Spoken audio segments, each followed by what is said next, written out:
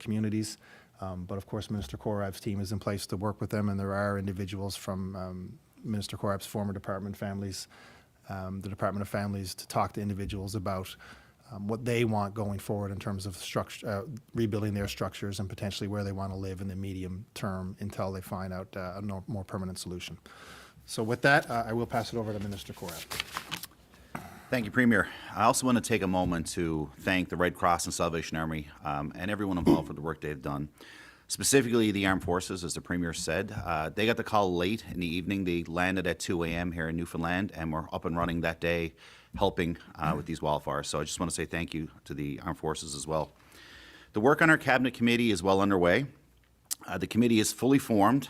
We have ministers represented from Justice and Public Safety, Transportation and Infrastructure, Education, Family, Childhood Development, Families and Affordability, Health, Community Service, Housing, Municipal Affairs, Community Engagement, Rural Economic Development, and Industry, Energy, and Technology.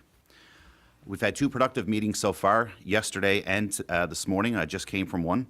So I want to be clear, so this Cabinet Committee is set up, just by nature, it's set up with Cabinet Ministers, but there will be extensive engagement with the residents and the communities in Conception Bay North. So we want to be clear on that, and they'll be front and center working with us every step of the way as we work through this. The committee members are represented by the departments. They're crucial in these response efforts, and the purpose is to ensure that we work together, hand in hand with these communities as we work through these recovery efforts. As soon as the Premier announced this committee was forming, I went out to Carbonear that day and talked to the impacted individuals. Multiple conversations about their homes lost, 100-year homes lost. So it was a taxing day, and again, as the Premier said, can't imagine what it's like to go through something like that. But I just wanted to again repeat that, know that we're here. We're also going to ensure that local representatives have their say, and this will be communicated all the way right up to the federal government to ensure that everyone understands the full context, the full impact. That's what's happened here. So again, I just wanted to let people know that your voices will be heard as we move forward. As you can appreciate, we can appreciate that we're in very uncertain times. The people of Conception Bay North are seeking answers. We understand that. We're working our best to get those answers. Please know that we're moving as fast as we can with urgency and a sense of purpose. Even so, this will take some time.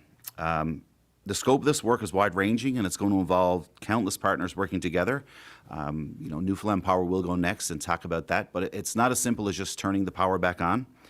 Some of the examples, and this isn't inclusive, but we need to make sure there's clean drinking water, air quality, hazardous materials from buildings to deceased livestock, roadways, bridges, communications. You have to be able to call 911, so we work with the telecommunications companies. We have the access to fuel, access to health care. So there's a lot of things that impact how quick residents can get back to these areas, but know that we're working as quickly as we can. So as I've said, we're committed to this recovery effort. We're on it, and we will get through this together. Thank you. Thank you, Minister. Minister Haggie, you're on mute. There you go. Thank you very much, Premier. I think it's only important for me also to add my thanks for the work the volunteers have been doing and for the spirit shown by the evacuees. It's a difficult situation, and it's not going to be resolved as quickly as everyone would like, unfortunately. And it will be a period of ups and downs. But we've done stuff like this before, and we've got through it. The reception centre is still a hub, a hive of activity, thanks to the Red Cross and the Salvation Army. We have 3,185 households registered for a total of 6,513 individuals. To date, the Red Cross have dispersed 1,552 emergency financial support payments. The Salvation Army and their helpers have delivered, I think the last count was over 12,000 meals.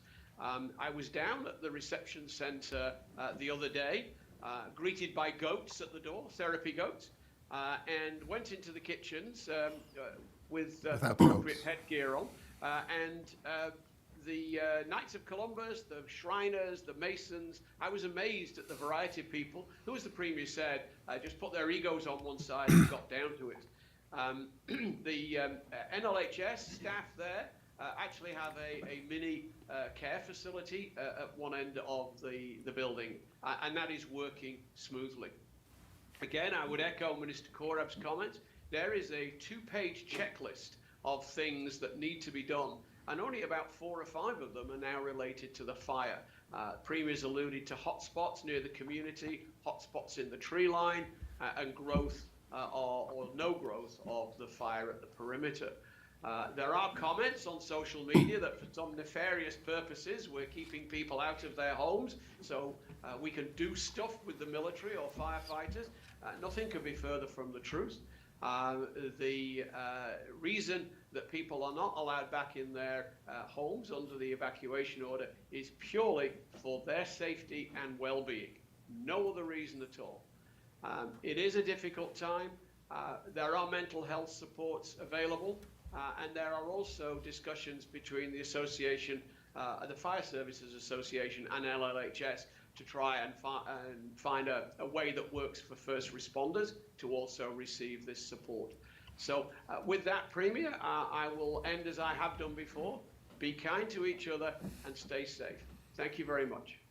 Thank you, Minister. Now, Gary Murray, as I said, President and CEO of Newfoundland Power, who I'm very thankful for him being available today to update on what Newfoundland Power has done and what they're facing, and I appreciate them working very closely with the province and certainly with Minister Korab's committee as we go forward. So, Gary. Thank you, Premier Hogan. Good morning, everyone. Let me start by saying to all the communities impacted by the devastating wildfires, on behalf of all of us at Newfoundland Power, please know our thoughts are with you during this difficult time. We also extend enormous gratitude to all the firefighters and others who have been working tirelessly to protect our communities, and all the other volunteers who are helping in evacuation centres and other activities. I would also like to recognise our own employees who have stood at the ready to assist whenever and wherever needed. Newfoundland Power has been working closely with Provincial Emergency Operations Centre and other emergency response to the wildfires in our province this summer. When wildfires threaten the communities we serve, our role includes turning off power at the request of emergency partners to assist firefighting efforts and to keep first responders and the public safe. We have also assisted government with using our mapping technology and metering information to confirm the individuals whose homes and other meter structures have been destroyed by the Kingston fire. This week, when and where it was safe to do so, we have entered the impacted communities to assess damage to Newfoundland Power's infrastructure, while addressing immediate safety issues that could threaten first responders, such as unstable pole structures, low wires, and hanging equipment like pole-top transformers, to name a few. We have identified approximately 200 poles that have been compromised or destroyed by the fire. That is about 12% of the total 1,750 poles in the fire area. We will be replacing 125 of these as it is safe to do so. The remaining 75 will not be replaced until property reconstruction occurs. After 2 days of work this week, we have replaced 30 of the 125 poles, and our crews and all our team are determined to complete this work as quickly and as safely as possible, dependent upon our ability to gain access to the areas. So, what that really means is that, it is still an active fire area, so dependent upon the conditions, we may or may not have access to certain areas. For example, there's one area where there's 3 poles that we know that need to be replaced, and luckily this morning we were able to get authorization to enter that area. So as we get more access to all of these areas, we will be able to address these poles in a timely manner to make complete restoration of our assets. And this will allow then power to be restored to all of the communities, and then we will work with government. Once they are aware of that, they will notify residents about re-entry and those types of things. So we will continue to work closely with government and our emergency partners as the wildfire response and recovery efforts evolve. I would like to extend a thank you to Premier Hogan, Minister Korab, Minister Haggie, and the Government Committee and Cabinet, and their leadership during this time, and the many others who are contributing to the provincial emergency operations effort. Thank you. Thank you very much, Gary. And just from Gary's update, obviously you can see that there is a lot of work to do, but they're already, a good chunk of the way through that work, so that's very much appreciated. It just goes to Minister Korab's point and Minister Haggie. There is a long checklist of things that need to be done. It's not just about the fires being out or under control until people can return to communities, but we want people to know that we're working on them, and some of the work has already been done despite the fact that individuals can't go home yet. So we will get there, and we're working as hard and as fast as we can. If anybody has any questions. Hoping you can provide some more information on the discrepancy in the numbers and why you think that discrepancy might have been there. Well, yeah, so as we work through the work on the ground, actually identifying structures that are lost, matching them up maybe with the municipal town offices, some of which obviously are in local service districts and don't have that, and then matching them up with Newfoundland power bills. They're not all matching 100% as we anticipated when we gathered all that information. So a discrepancy of 7 out of 203. That's probably not to be unexpected, and we'll continue to make sure we get all that accurate information as we can as we continue to contact people who have lost homes or lost structures. So just for an example, maybe there could be a power bill in someone's name that has 2 structures. So maybe their shed and maybe their home. So we counted it as 2, and with we counted it as 1, and maybe it should be 2, for example. So it just takes a little bit of time to make sure we get 100% accuracy, but that's pretty close so far, and we'll continue to update the public on those numbers. How does restoring power impact, I guess, the timeline of people getting back into their homes? Does all the power need to be back on before people can go back, or do all the poles need to be replaced? I'm sure Minister Korab has discussed that at his committee, but that's one part of the process is restoring power. Certainly don't want individuals returning in the event it's not safe, and power is an important part of being safe. Yeah, similar today with Job's Cove and Freshwater, it'll be a phased approach as people go back in. So as power's on in those areas, that checklist that we talked about is safe to do so, it'll be phased in, but obviously the power is an integral part of that reentry process. Minister Korab, I'm curious about what you heard on the ground when you were in Carbonear and how you're going to take that into the conversations with your committee. The first time I was out there was Victoria, which was probably 2 weeks ago now. In those early stages was different than where we are now when I was out there last. Communication was a big thing that we heard. We've really ramped that up as we're doing here now today and just about every other day. The loss of their homes and how that works going forward, how we help residents there. But again, as I said earlier, we want to hear directly from residents. What is it you want to see as your community is shaped going forward? Because some of these communities will look different than they were 3 weeks ago. So we'll take everything they say, and it will form how we help restore these communities. It's less than 2 weeks until back to school, and of course there's a lot of questions we're getting from people still just about what that looks like, because there's one school that's gone and those will be sent elsewhere, but there's other schools that are still evacuation centers and these sorts of things. When will people start to, I guess, know what the plan is for what back to school looks like for the CBN region if, people are back in their homes and these sorts of things? So certainly the Minister of Education is continuing to work on that. Obviously, we've lost one school that's been destroyed, and we'll have to work with the families of children at that school. What we will be doing is moving the evacuation center out of Carbonear Academy. Of course, we need that available for schooling. I think over the next week, we'll certainly look at where the fires are, where people can go. If some communities might be able to return home, which will help us plan for other evacuation centers that may be needed. And certainly now that we know 170 odd people have been contacted about loss of structures, we'll start talking to them about, do they want to go to an evacuation center? We're looking at other housing options around that part of the province, including motels and temporary living accommodations that have been used by temporary foreign workers. So that's all part of the process that plays into the children getting back to school on time. Mr. Murray, if I may just ask about the 125 poles that you folks need to replace. Can you put into perspective how much work that is, what sort of time that's going to take? Yeah, it depends upon the conditions in the Kingston area. Like I said, it is still an active wildfire. We have about 6 crews in there now and a couple of pole crews. And, yesterday we got about 20 poles yesterday. But, you know, it depends upon the conditions. You know, there's a hurricane going to be in our territory this week.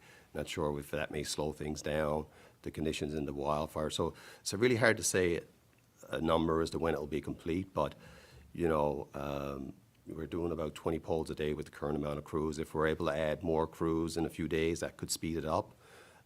So hopefully we are able to do that, and we can. And so I'd say that's about, you know, the best I could say for right now in terms of a timeline. It really depends upon the conditions on the ground. 6 crews, how many personnel is that? Crew is 2 people, and it would also be 2 poll crews as well. The 75 poles that you've determined, I guess you can maybe put to the side until homes are rebuilt. Does that leave any gaps in the system, or are these 75 poles that? No, they won't create any gaps. So like all the main line poles, there's about 50 poles on the main line. So those are the ones we're doing first. And, you know, we will have most of those done by this weekend. And then we'll do what we call the taps, which are the pole lines off the main. And we'll ensure that any customer that can be reconnected will be able to be reconnected. Those 75 poles won't have any bearing on any customers not being able to be reconnected. Can you give us a better idea of the criteria for lifting evacuation orders? Because some areas seem like they're pretty low risk right now, say Salmon Cove. Can you give us a better idea of that checklist and, I guess? Yeah, I think we can, there's a list we can provide, so you can have, but, you know, as I said in the last list, you know, you gotta have clean water. Power has to be restored. So through our PIAC group, Provincial Emergency Group, we make sure everything it's gotta be safe. It's not just as simple as, you know, you're allowed back in, you have power. So there is a list, yeah, we can provide on that, but it is an extensive list, but again, as the Premier said, it's for the resident safety going back in. We have to make sure that it is safe to do so. I know it's a moving target and there's a lot of variables, but are we talking several weeks before people could get back in their homes? Or like, I know it's a rough timeline, but what could people reasonably expect here? Yeah, I mean, you're right, there's a lot of variables. You know, we've seen 2 out-of-control wildfires over the past 3 weeks that have now been downgraded, so that's good news. This Kingston one was obviously much larger compared to Paddy's Pond and Martin Lake, and it's still out of control, so the fire has to not be out of control before we even think about, you know, lifting evacuation orders. Shouldn't say it like that. The communities need to be safe from out-of-control wildfires, right? It's still possible that the fire can be smaller and out of control, but communities can be safe from the fire. And then, as Minister Korab has been saying, even though they're safe from the fire and from smoke, these communities some of them are going to be very seriously damaged. Hazardous materials, transportation, roads, bridges, power, water, all those things need to be assessed as well. I mean, Gary gave an update today. I think they've moved incredibly fast. I think, you know, 25% of the poles they plan to replace have already been done, on an average about 20 a day. So that's assuming there's no more hurricanes and no more fires. That's still a week away before they can complete that work. So again, we've always asked the individuals in this part of the province for patience, and they've given it to us. And I know they are getting anxious though, and it is getting long. But we need to make sure the fires are safe, the fires are under control, and then we need to make sure the communities are safe. But the work is ongoing at the same time. One is not done without the other. We are working on the fires and we are working on the communities at the same time. Will the province be helping people rebuild their homes, whether it be financial assistance, or are there any plans there for that? Yeah, so we've always told everyone in these communities that the province is going to be there. What that looks like, we don't know yet, and part of the reason we can't commit is because we don't know what the damage is. We don't know, you know, exactly who's lost their homes. We don't know who wants to rebuild. We don't know the extent of communities that maybe are potentially. Kingston certainly seems like severely damaged as opposed to some other communities where hopefully a lot of it is remaining. So we need to get an assessment on what these communities look like, and as Minister Korab has said, we need to really get an understanding of what individuals who have been in these communities their whole lives and for generations want the communities to look like going forward. You know, if people want to rebuild, I support that decision and will support them in doing so.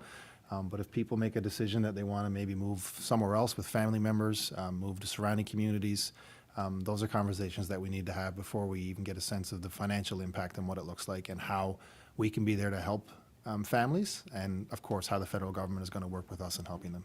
With that in mind, Minister Korab, I just want some clarification on the committee. Will community leaders actually be a part of this committee, or will they be engaged on as plans move forward? Yeah, so by nature, these committees are cabinet committees, so, around the table when we're having the meetings, will just be cabinet and staff. But again, we will be going to the communities with engagement to hear from them. So, let it be known that your voices will be heard and it will form part of how this shapes going forward. But for the actual just around the table will be the cabinet ministers. But that's where the decisions are made, but those decisions are formed and shaped, will come from the residents. And just as an example, we had a cabinet committee for Hurricane Fiona, and exactly what we did there is what we'll do here, is we worked with people who had lost their homes in the event that they could rebuild, and there was financing for that. In the event that they didn't want to rebuild, I mean, it was a very traumatic event, as you can imagine, to see your home fall into the ocean. We offer them other opportunities for pieces of land, either in Port aux Basques or other parts of the province as well. So there's all kinds of options and opportunities that we'll need to discuss with individuals and families who have been affected. The structure numbers that you've given out, if they allow for people that may be off the grid, I think, yeah, I would say yes, because they are going door to door and road by road, but they are certainly matching them up with Newfoundland Power bills, so it would be probably a little bit more difficult to do that matching, but again, that's probably why we're seeing some discrepancies. Any update on how much the province may have used of the tariff contingency on fire suppression? Zero. Premier. Zero of the tariff contingency. If the $200 million for the tariff contingency? Yeah, Yeah, that, we haven't used that for any of the expenses for fire. the 20 or 25 million that you referenced, maybe I got that wrong. Yeah, My apologies. there are other options, I guess, for contingency that wouldn't be the tariff contingency. We always have a contingency in the budget. The $200 million was specifically related to what we may and what we still may face in terms of the ongoing trade wars. I know, for example, Prime Minister Carney and President Trump talked yesterday, so we'll continue to see where that goes, but that $200 million has not been touched. No, that's okay. That's a good question. In Jasper, this time last year, homeowners were offered a bus tour, is not the right Yep. word, through the community, escorted, not able to leave the bus, but so they could see the communities. Is that something that you consider? We considered that. I don't know if Minister Korab talked about that at his committee, but we chatted, Minister Korab and I talked about that with Minister Haggie this morning. That would probably be an initial step that we could take to allow individuals to return, to see their communities. There's a risk that if we just open the communities up when they're not totally safe to return, people might still make the decision to stay, which we don't want. So busing options is something that we will look at for individuals who might want to be able to drive through the community at a time when it's safe to do that, but not safe to return home. Have there been any people allowed to come back in and look at their properties, maybe say on a one-by-one basis? No, no one specifically like that, but of course, there are individuals in the community, volunteer firefighters and mayors who have been in and out of the community, and I'm sure they're reporting back what they've seen. I know I've talked to them about what they've seen, so there is some word of mouth that's been traveled throughout these communities about what they look like now. Do you anticipate, I'm sorry, go ahead. do you anticipate any further impacts from the hurricane, aside from the power lines? From the For firefight, for the hurricane that's passing by area after it's passing through the next couple days, do you anticipate any further impacts to firefighting efforts? Yeah, I mean, if the hurricane affects us, absolutely, it will affect the firefighters. Rain will certainly be welcome, wind certainly will not. And if it gets very bad, of course, we'll have to pull not only the air assets out, but the firefighters as well. As we've said from day one, safety is the most important thing. So, yep, lots of variables, as we said, and this is certainly one of them. Mr. Murray, the poles that need replacing, is that part of, I guess, an overall budget that Newfoundland Power would have annually for replacing poles, or is this a new expense? We have pots that we have, like we use with the regulator for allow for things like this, but it will be an application, that we will eventually at some point file to the regulator, say that this was beyond the scope of what we anticipated this year and is not allowed within our allowances. So we will, at the appropriate time, follow up with an application. Do we have any more details on the compensation for volunteer firefighters? No, we're still, we talked about that this morning as well. I think we're in a place where we need to allow the volunteer firefighters to continue to do their work, their dangerous work, and then meet with them and meet with their chiefs to really get a sense of the efforts that they've put in and work a compensation package around that at that point. So very much appreciate their work. Obviously, it's dangerous and important work, and it's gone a long way in getting to where we are today. And we will be there for them, and we wanted to announce that early on, that they're not just doing this on their own time, on their own dime, but we'll be there to help them out as well. Okay, thanks everybody, and have a good weekend and stay safe. Yep.